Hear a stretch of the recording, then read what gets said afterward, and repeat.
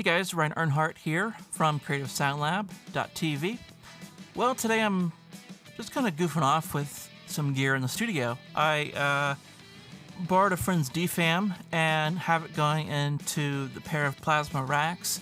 You've seen these on the show before.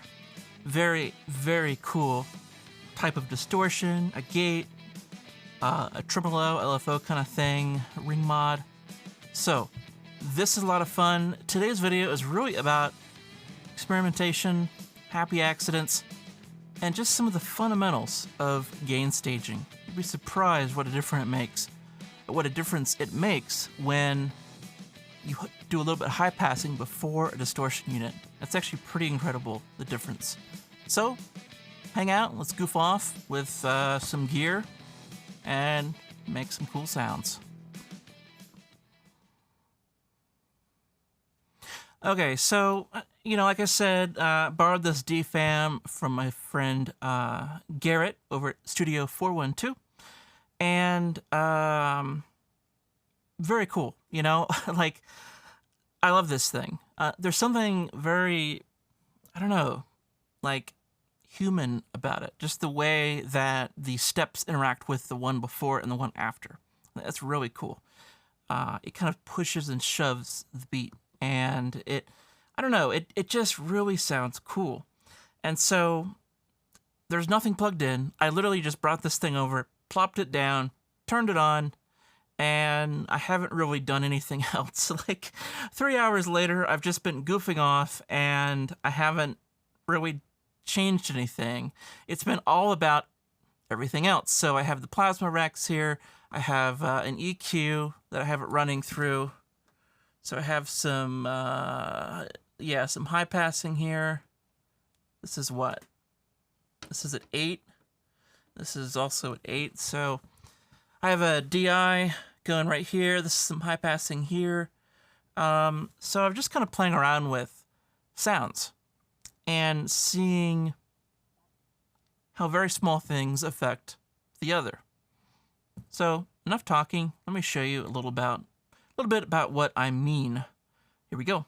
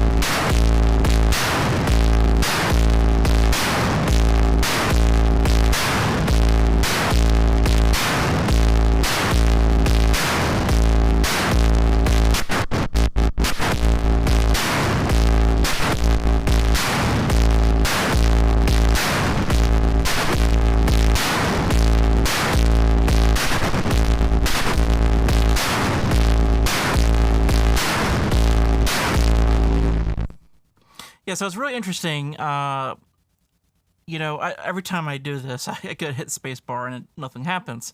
It's all about this this run knob over here. But Yeah, it's real interesting. Like all the different things. I mean, this is pretty basic here, but we have basically two different units here. So left and right, and the bottom one is controlling the top. But I can break the connection by just moving any of these knobs. It'll break that connection. So I could set the tremolo and sync them both using the bottom, and then do it slightly out by adjusting the top there, and that'll break the connection.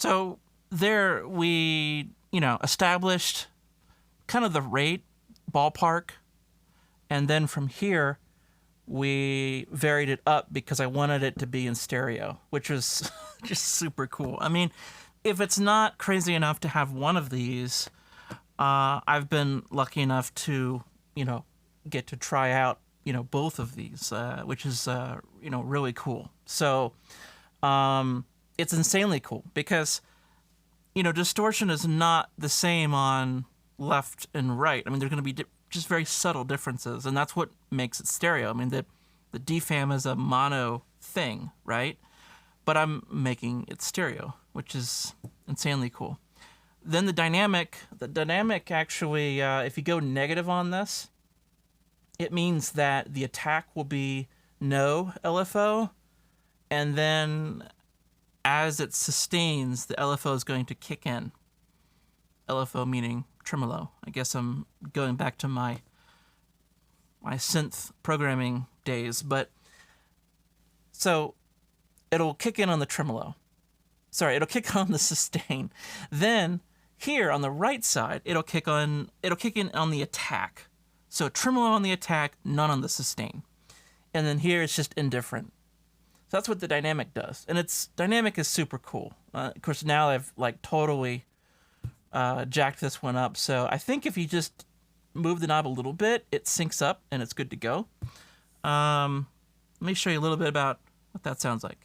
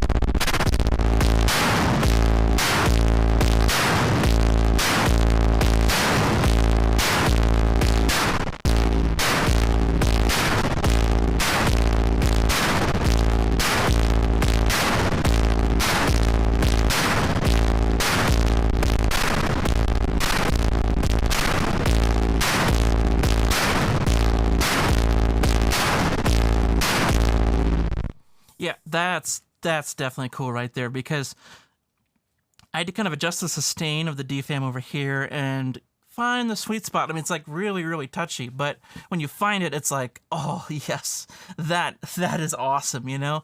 And it's the kind of thing where you quick record it, right? Because there's no amount of record keeping that could get you exactly this sound again. I mean, it's just too many variables. I mean, if you think about even just this tempo knob, it's like, okay, how in the world would I get this exact tempo ever again if I had to get back?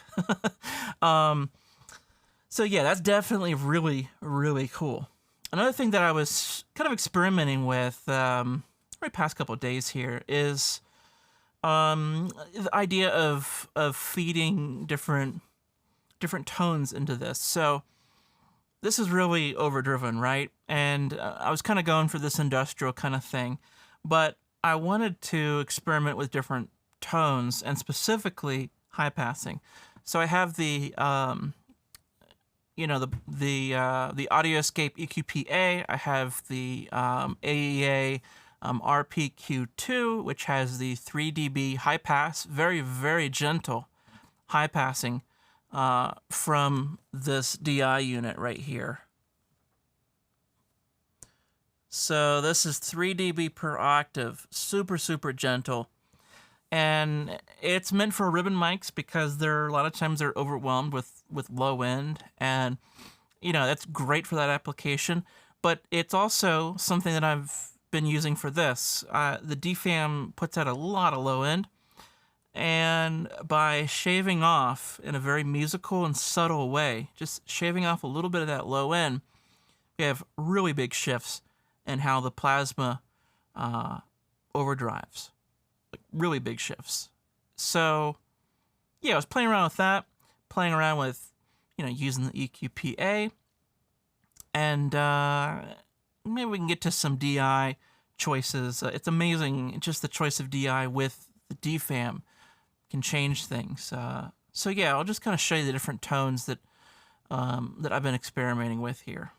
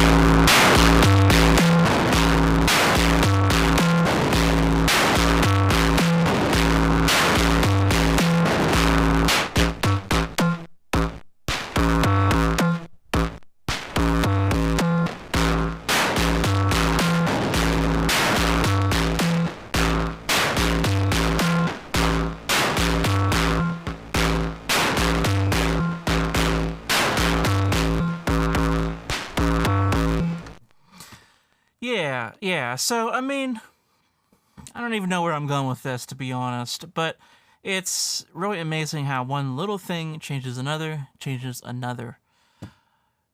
You know, a lot of times, especially in like crazy guitar tones and stuff, you just have to keep trying and going for something.